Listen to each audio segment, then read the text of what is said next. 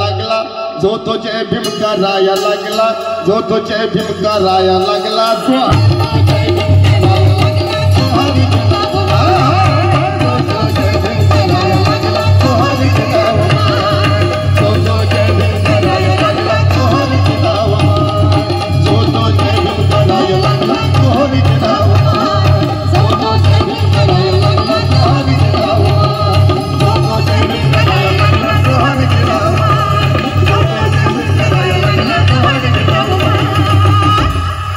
मित्रांनो,